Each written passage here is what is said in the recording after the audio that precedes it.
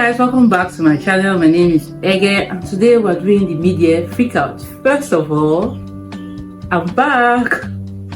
It's been almost a year, if not, I think it has been a year already since my last video. I first of all want to apologize. So actually, things did not go as planned. So what happened initially was that I started my NYSC posting, which, if you don't know, is the national, for non-Nigerians, if you don't know NYSC, that's like the National Youth Service Corps. It's this thing that every Nigerian graduate, as long as you finish from a tertiary institution in Nigeria, or even if you go abroad, as long as you finish from a tertiary institution, it's something you just have to do. It's like compulsory, with few exceptions, for I think people over 30, or if you are disabled, or I don't know, just one reason or the other you can't do it, then you can be exempted. But apart from that, it's kind of this compulsory thing that every Nigerian youth, as long as you graduated from a tertiary institution, have to do. And it's basically something that was developed after the Nigerian Civil War in order to foster union between the different tribes or ethnic groups in Nigeria. So I went for the camp in July, or around the time I stopped posting, and I just, after the camp, I stayed in the camp for like 3 weeks, almost a month, and after that I was deployed to work in Lagos, and I moved in with my auntie, and I plan to continue doing YouTube while in Lagos, but life was just lifing, and I wasn't in my own space anymore. I had to share a room with my auntie, and it wasn't convenient for me to be making YouTube videos and working and trying to live the Lagos life. Like, Lagos is just hustle, because everybody's just busy moving and doing things, and it's just very different from life in Benin City. So it was just kind of difficult to balance like work and YouTube. I couldn't even, honestly, I was off social media throughout my NYC year. Very difficult for me to balance like doing YouTube or just social media in general, booktube, Bookstagram, booktube, and also like everyday life and just the hustle and bustle, because it was too much for me, and I didn't have my own space where I could just sit down and think about like generate ideas or do things. And I didn't want to like inconvenience the people I was living with, like, since it was unlike in Benin where I have my own room and my own space to do whatever I had. There I was sharing the space, so I didn't really want to like inconvenience them too much and just like having my phone in their faces and disturbing their own flow. So I just decided to put down YouTubing for a while, and we're done with NYC now. It's been a year. I finished serving this country they call Nigeria. I've paid my debts and I'm free, and I'm back home and unemployed and don't know where exactly my life is going. But that's by the way. That's not important right now. Let's not spiral. But I'm back, and hopefully I'll become more consistent with YouTube, and I'll be able to post and start doing things again with my life. So we're back anyway. Thank you so much, and let's go back to what we're here for today. So guys, today we're doing our media freakout tag, because I've been reading but we haven't been doing videos. So just to kind of like sum up my reading for the first half of the year, since there's no video to document that, we're going to do the media freakout tag. Anyway, I will leave the questions in the description. I also tag the creators of this tag in the description box below. But let's get started.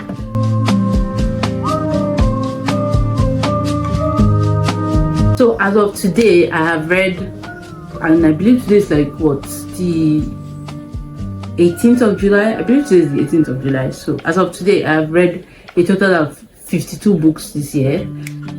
And I set my reading goal for this year to be 50 books, because I didn't want to like put pressure on myself with 100 books and like try and just relax and read whatever I want without feeling any pressure. And I've already met up with my reading goal, so I'm really happy about that. And any book I read from this point on is just a bonus, so I didn't want to pressurize myself too much. So 50 books, and I've accomplished that, so yay.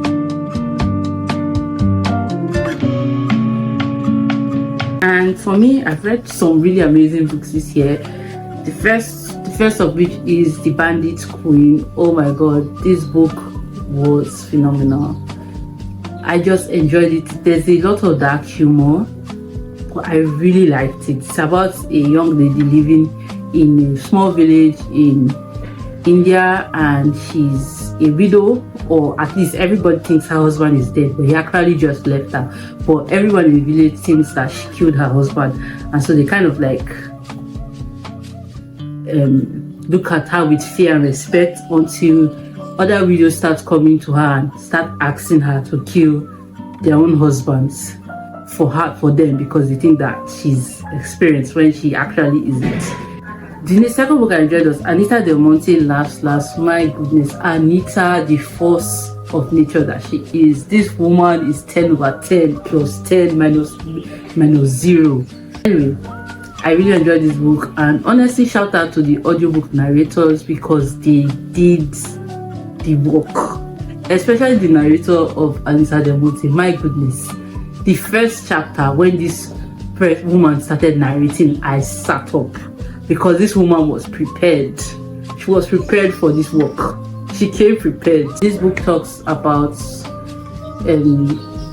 women in the arts industry and also in academia, and how most of the times, especially women of color, how their contributions and works are erased or not talked about or looked over.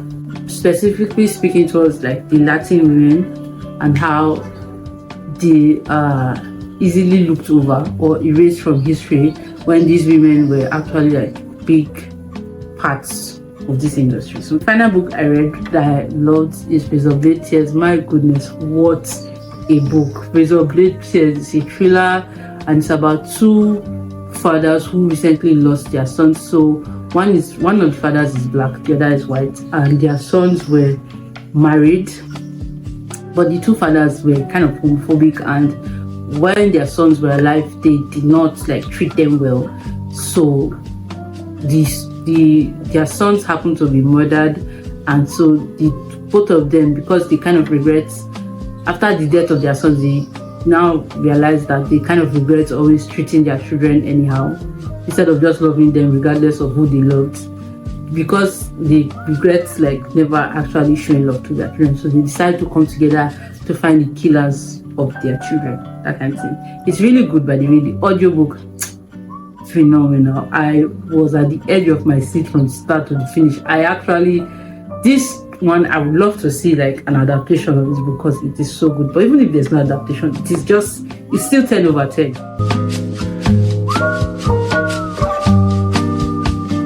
The best sequel I've read this year is Fruitless Vows. This is what's the name of the first book? I can't remember, but the series is a duology. This is the second book to the sequel to the Divine Gods duology. I really enjoyed this one. I think this was a really good end to the series, like perfect conclusion to this duology. Really enjoyed it. 10 over 10.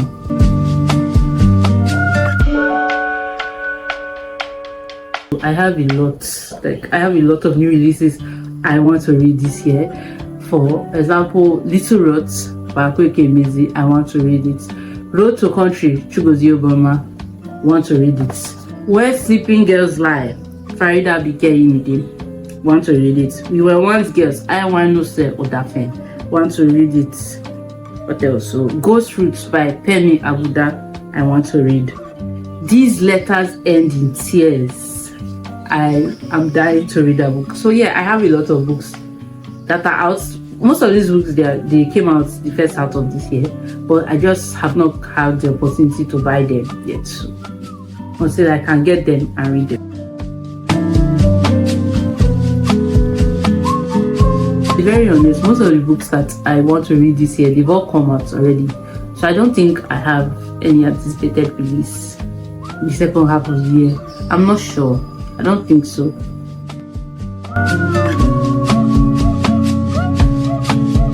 My biggest disappointment this year would be Riambel by Priya Hain, and honestly I was really looking forward to reading it because I met the author Take and I really loved her. I just loved the author, so I was really looking forward to reading her book. But I think the thing with the book is that I didn't really like the writing style. So most of the information kind of just went over my head. Like I was just reading, but I wasn't really digesting like what I was reading, because I could not really get into the writing style, so I couldn't connect to the characters, and just the particular style used in the book is not something that I personally preferred. So it just, most of the information I feel like just went over my head. But apart from that, it just wasn't for me.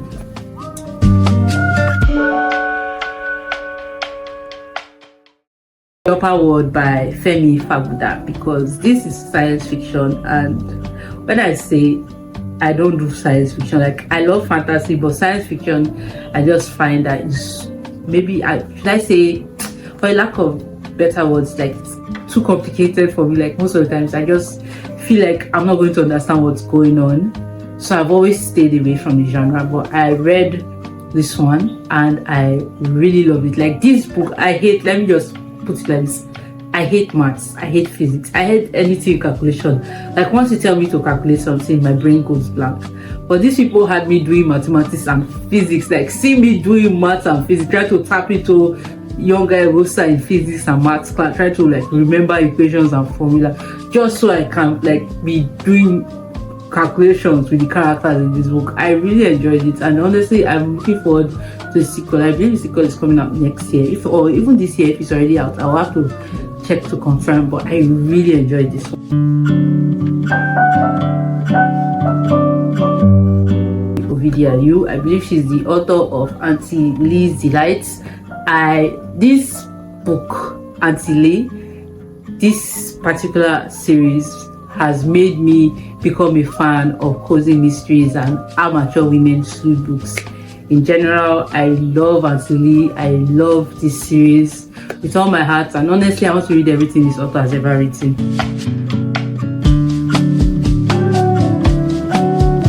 Would be Auntie Lee from Auntie Lee's Delights mystery series, and also Anita Del Monte from Anita Del Monte Love Slabs. Those women just, they have my heart.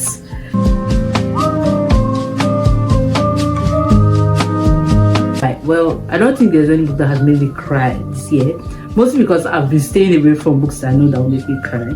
But books that broke my heart, like I really felt bad for the characters, and I just, frankly, these women are going through a lot, and frankly I wish them peace and ease, because this life is not a pot of beans. But anyway, characters that have my heart have broken for in their books would be the Fidaus from Woman at Point Zero. It's actually a non-fiction book about a woman who is sentenced to, like, she's sentenced to death, like they're going to kill her, she's about to die, and I believe a therapist or something like that comes in to kind of like hear her last confession. And so we kind of go listen to Fidaus, who is on death row, tell her life story and how she got into prison. And honestly,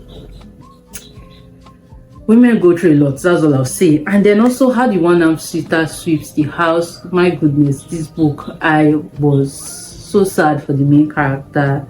This babe is going through a lot. Like this, I don't know, I just felt really sad, and my heart just broke for not just the main character but some other side characters in this book. It's just, sometimes things just happen to certain people regardless of if they put themselves in the situation or not. And I just felt really bad for these characters, especially the female character, because she goes through a lot, because there's a lot of domestic violence in this book, and this baby's on the receiving end of it, and she's like, this baby's trying her best, but life is just life for her. Then will be the Bandit Queen. When I said this book made me laugh. Like, it's dark humor, but it's also funny. I've never rooted for women to kill their husband as much as I rooted for the set of women to off their husband, because quite frankly these men deserved to, you know. But anyway, this book is hilarious, it's funny. We also talked on some like really serious issues, so go and read The Bandit Queen.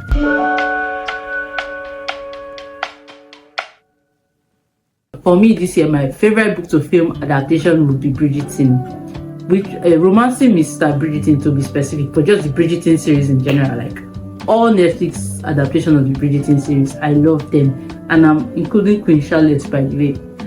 I love them. Bridgerton is one of my favorite series ever, and I'm not really into the Bridgerton books, but I plan on collecting them just because I love the series so much.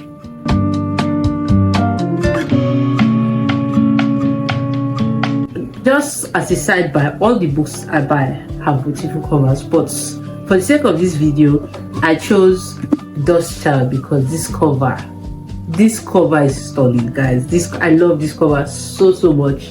I think it is beautiful, so we're going to use this one for this particular prompt. But I believe that I feel like all my books, the covers of all my books are beautiful.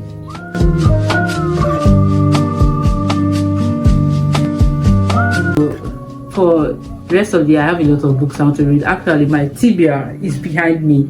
Like, these are the books I want to read. But for the sake of this video, I just brought out a few from there. I first of all want to read the erotic stories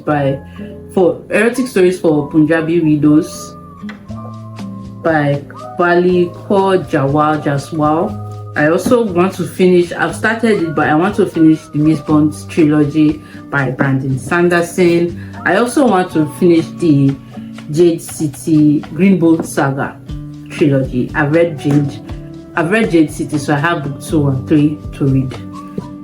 Anyway, that's all. I also have the rest, but I'm not going to go back and show you guys. But I have a lot of books on my TBR. But anyway, thank you so much for watching this video. This has been my midlife. Oh my god, I almost said midlife crisis. This has been my mid-year freakouts, and I'll see you in my next one. Bye.